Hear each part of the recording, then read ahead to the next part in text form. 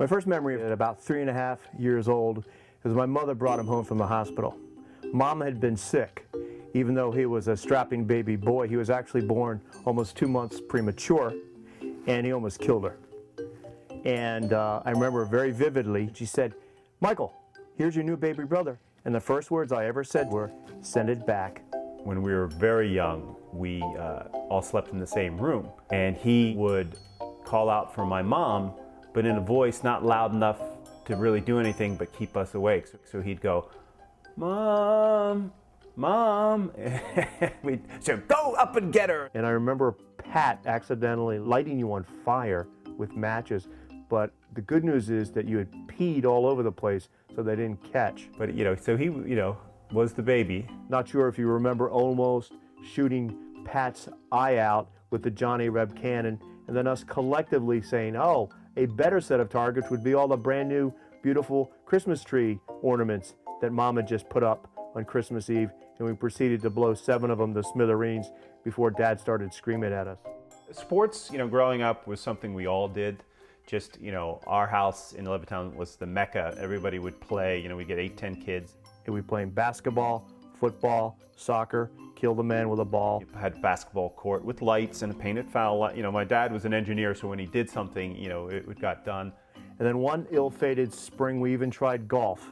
And about 5 broken windows later, and my parents' homeowners insurance almost being canceled, we decided golf was better left for the clubs, the courses. So sports was always important.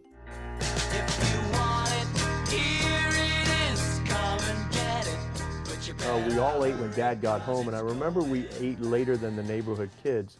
She always waited till my father got home. She wouldn't feed us at 5 or whatever and get it out of the way. We'd wait till 6:30, 7 whenever my father came home. Because I guess Dad got home later, he had a longer commute or anything like that. There was a lot of eating going on at a very rapid pace. We would go through 10 to 12 gallons of milk a week. Fast forward, and we're now over 6 feet tall and we're all over 190 pounds, is that we bring our girlfriends and our wives home, that my mother, God rest her soul, would say, "We're going to feed the girls first or else they're not going to get any."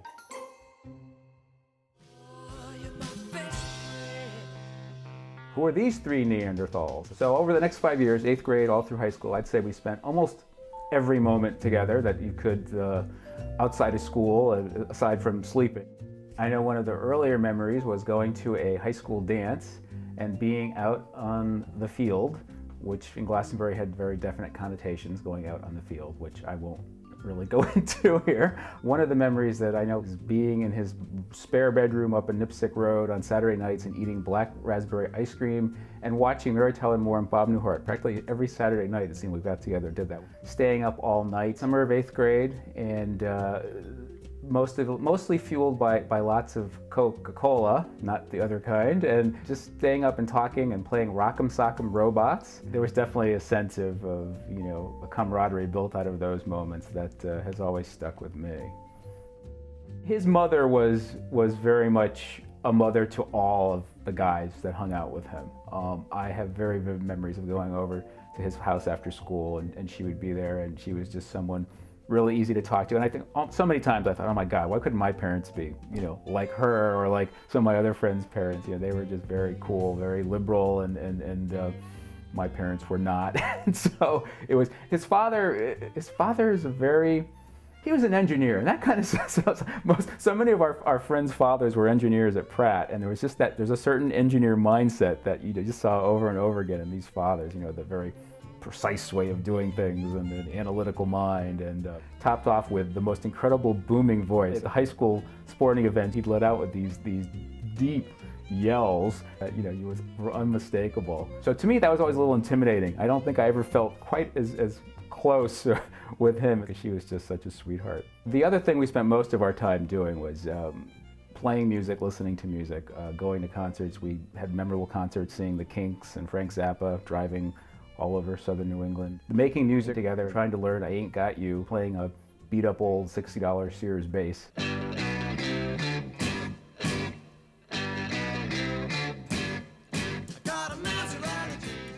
countless hours of rehearsals and hanging out and just laughing and having a good time with the music, and that was a big part of those years.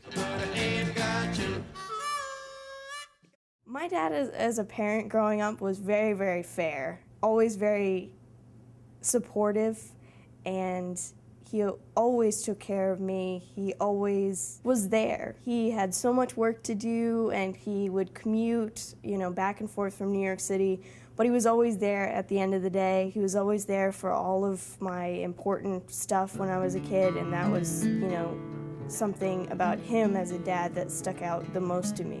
I think my dad's best asset is he knows when to be serious, and he knows when to be just total squish. 1 second he could be a hardworking businessman, the next second he's rolling on the floor. And I think that's a huge, wonderful asset to have, because so many people who work so hard don't have the ability to turn it off when they come home for their family. When I was little, he, as a parent, he was great. He was a playground man. He would pick us up, throw us all around, and it was really fun and great to be around. Very supportive, but as I grew up, he was the kind of man that there was a distinct set of rules that, you don't do this, don't do that. It's very basic. It's just you don't do it because it's stupid to do. At the same time, he was very supportive. He would let you fail and then show you how you failed, and always wanted you to learn. I think the best memory I have was football, of him personally teaching me. It's football. It was a night game, and I got a complete crack to my thigh, and everyone was all worried about me. I come limping off the field. I'm fine in my head, just very bruised, battered. He comes over to me and just looks over me, and he just says, hey big boy, how you doing? I'm like, just a cracked the knee. He's like, oh, you're fine? Rub some dirt on it, get the hell back out there. That's pretty much how that went. So that kind of really sums up what really the relationship between me and my dad is. How I see his traits in me, I hear it every day from anyone that sees the two of us at all. I look the same as him. I carry myself the same way. I have his charisma. It's like I'm a younger version of him. Keyword in the name young, because you are still old and you always will be. When it comes to walking, talking, I'm almost exactly the same.